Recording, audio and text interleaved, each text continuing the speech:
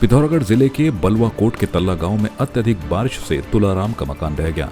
गनीमत रही कि कोई जनहानि नहीं हुई, जबकि 3 अन्य लोगों के मकान भी क्षतिग्रस्त हो गए हैं। वहीं अब गांव में लगभग 15 परिवार खतरे की जद में आ गए हैं। इस दौरान थानाध्यक्ष बलुआ कोट मुनव्वर हुसैन के नेतृत्व में पुलिस और एसएसबी की टीम आपदाग्रस्त स्थल पर पहुंची और सभी लोगों को सुरक्षित स्थान पर पहुंचाया गया।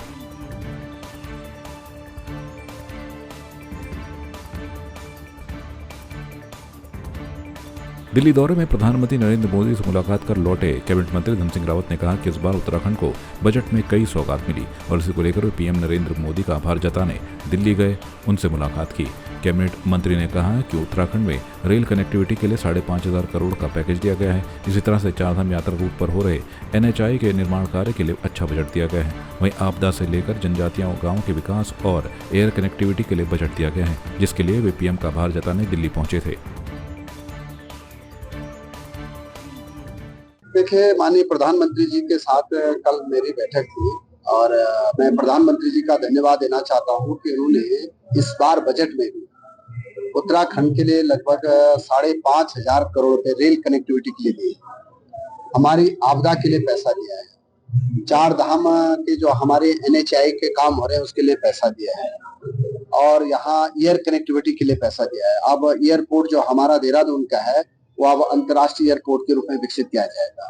हमारे यहाँ जनमन योजना के तहत जो हमारे जनजाति गांव उनके विकास के लिए पैसा दिया है, अनुसूचित जाति के गांव के लिए विकसित करने के लिए वहां के लिए पैसा दिया है। स्वास्थ्य और शिक्षा में भी जितना रुपए हमने मांगा है वो हमारे प्रधानमंत्री जी ने दिया है और मैं उनका बहुत बहुत धन्यवाद करना चाहता हूँ। पौड़ी के थलीसैंण ब्लॉक के जयंती डाक गांव में बादल फट गया, जहां लोगों के खेतों को भारी नुकसान हुआ है। वहीं घरों के अंदर मलबा भर गया है। रात भर हुई बारिश में चौथान क्षेत्र के छोटे छोटे पुल इस सैलाब में बह गए। वहीं संकेश्वर मंदिर को काफी नुकसान पहुंचा है। संकेश्वर मंदिर का आने जाने का रास्ता भी सैलाब में बह गया। चौथान के गोगनी गाँव में गौशाला में दबकर 6 बकरियां मर गई।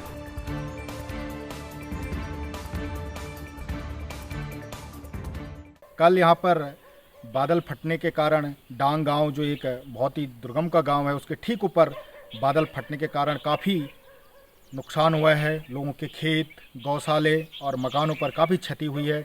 उसके बाद जो बादल फटने के बाद पानी बहा, उसके साथ जो मलबा आया उसने अपने आगे आने वाले गांव जैसे किमवाड़ी, नीचे हमारा शिवालय मंदिर, जितने भी रास्ते में पड़े सारे खेत और पुल जो लोगों के आने जाने के साधन थे सारे क्षतिग्रस्त हो गए हैं, सारे बह गए हैं, जिससे पूरे क्षेत्र में भय का माहौल बना हुआ है। लोगों का जीवन अस्त व्यस्त हो गया है, जिसमें लोगों का एक भय का माहौल बना हुआ है और लोग काफ़ी विचलित हैं, क्योंकि उनके द्वारा हाल ही में जो खेती हो रही थी, धान रुपाई की गई थी, वो सारे खेत बह गए हैं, जिससे भारी नुकसान लोगों को हुआ है और उनके जीवन पर बहुत ही गहरा असर पड़ा है। तो हम शासन और प्रशासन से आग्रह करते हैं कि हमारी इस स्थिति को देखते हुए, क्षेत्र की स्थिति को देखते हुए शीघ्र अतिशीघ्र यहाँ पर आपदा राहत कोष से जो भी उचित व्यवस्था होती है उसकी वो की जाए, ताकि यहाँ का लोगों का जीवन सुगम हो सके और इस भय के माहौल से उबर सकें।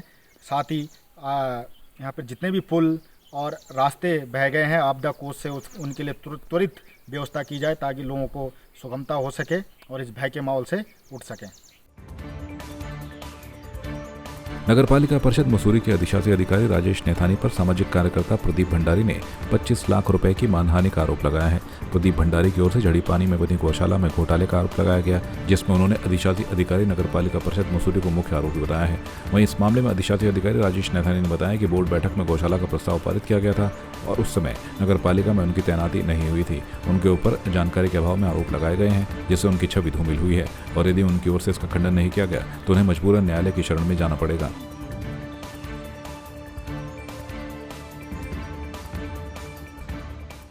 ये मैंने विभिन्न समाचार पत्रों में और इलेक्ट्रॉनिक मीडिया में पढ़ा कि इनके द्वारा प्रेस कॉन्फ्रेंस की गई है और मुझ पे बाय नेम आरोप लगाए गए कि मेरे द्वारा जड़ी पानी गौशाला में 75 लाख का गबन किया गया।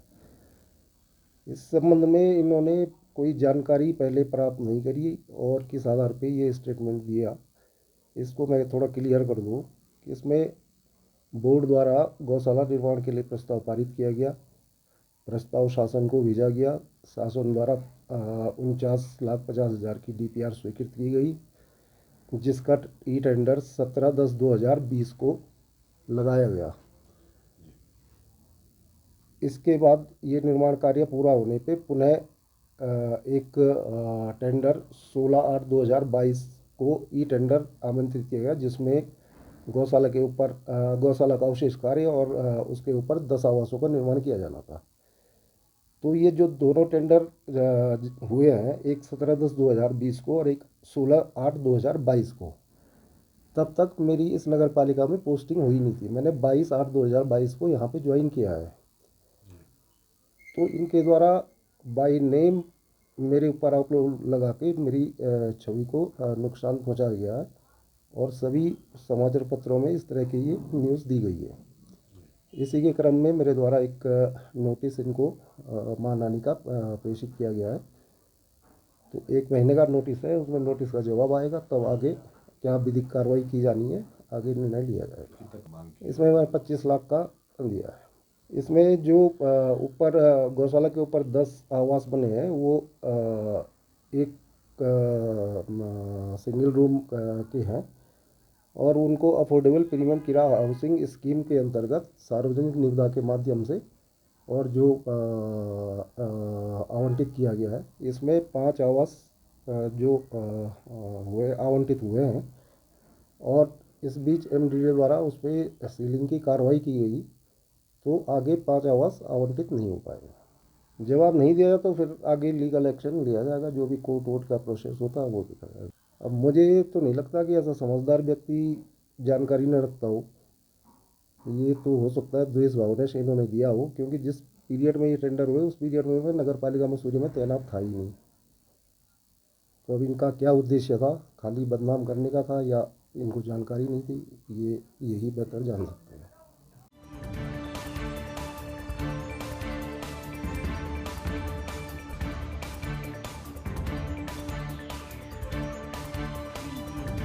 गढ़वाल कमिश्नर विनय शंकर पांडे ने मंडल मुख्यालय पौड़ी में PPP मोड यानी पब्लिक प्राइवेट पार्टनरशिप पर संचालित हो रहे जिला अस्पताल पौड़ी का निरीक्षण किया। इस दौरान उन्होंने मरीज के साथ तीमारदारों के साथ बात भी की। निरीक्षण के दौरान उन्होंने दवा का स्टॉक, रजिस्टर, लैब आदि का निरीक्षण किया। गढ़वाल कमिश्नर विनय शंकर पांडे ने कहा कि निरीक्षण के दौरान कुछ लोगों की ओर से अस्पताल में स्पेशलिस्ट डॉक्टर न होने की बात उनके समक्ष रखी है। उन्होंने कहा कि साफ सफाई की भी जिला अस्पताल में उन्हें कमी नजर आई, साथ ही अन्य कमियां भी उन्हें इस दौरान अस्पताल में नजर आई हैं। उन्होंने कहा कि इसको लेकर उनकी ओर से अस्पताल संचालकों के संबंध में नोटिस भेजा जाएगा। अस्पताल निरीक्षण के बाद उन्होंने गैस गोदाम पौड़ी का निरीक्षण किया।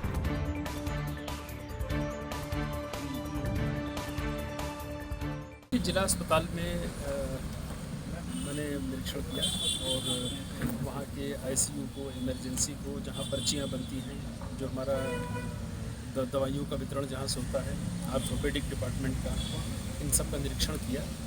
और बड़ी संख्या में यहाँ पर मरीज आते हैं। OPD एक दिन में एक ब्रांच में करीब 50 से 55 की देखी गई। साथ ही साथ जो हमारा एक्सरे का, अल्ट्रासाउंड का सेंटर है, उसको भी देखा हमने हॉस्पिटल में, वो भी काम कर रहे हैं। थोड़ी बहुत कुछ कमियां जैसे मुझे नज़र आई हैं, उसको संबंधित जो संस्था काम कर रही है उनको भी DM साहब को मैंने बता दिया है। यहाँ पर बताया गया है कि जो पहले 8,000 का कोटा था उसको घटा के 4,000 किया गया है, सेफ्टी के ध्यान में रखते हुए। जो यहाँ आग बुझाने वाले संयंत्र थे उसको भी मैंने देखा, चलवा के भी देखा, और उसमें किसी प्रकार की कोई डेट मेंशन नहीं है कि ये कब रिफ़िल हुआ है और इसकी एक्सपायरी डेट क्या है। तो ये स्थितियाँ ठीक नहीं हैं और आज ही MD GMBN को एक पत्र जरूर भेजा जाएगा, काफ़ी सख्त, कि जितने भी हमारे पेट्रोल पंप हैं, गैस गोदाम है पूरे मंडल में, साथ ही साथ जो हमारे TRH हैं, वहाँ पर आग बुझाने की जो व्यवस्था की जाती है वो प्रॉपर होनी चाहिए, एक्सपायरी नहीं होनी चाहिए और समय समय पर उसका डेमोन्स्ट्रेशन भी होते रहना चाहिए। ये निर्देश दिया जाए। ये मेरी समस्या नहीं, ये पूरी पौड़ी की जनता की समस्या है। एक तो यहाँ पे जिस तरह से यहाँ पे फैसिलिटी मिली है इंद्रेश की तरफ से पैथोलॉजी, ये अच्छी बात है, लेकिन यहाँ पे एक्सपीरियंस डॉक्टर का बड़ा अभाव है। एक्सपीरियंस यहाँ पे जैसे हमारे सर्जन है, एक ये अपने फिजिशियन है, और भी यहाँ पे एक्सपीरियंस डॉक्टर का होना बहुत ज़रूरी है। आइदर हमें छोटी मोटी बीमारी के लिए, छोटे मोटे बुखार के लिए, पेट दर्द के लिए श्रीनगर जाना पड़ता है, वहाँ पे और साला गर्मी से और तबीयत ख़राब होती है। तो यहाँ पे मेरा मानना है कि धरातल में देखें, ये तो सब दिखा रहे हैं धरातल में यहाँ की स्थिति कुछ और ही है। आपकी इस पर क्या राय है, हमें कमेंट कर जरूर बताएं। इसके साथ ही आप हमारे YouTube चैनल को सब्सक्राइब कीजिए। आप हमें Facebook, Instagram, Twitter और कू ऐप पर फॉलो भी कर सकते हैं। और संवाद 365 के साथ एक क्लिक में जुड़ने के लिए डाउनलोड कीजिए संवाद 365 ऐप।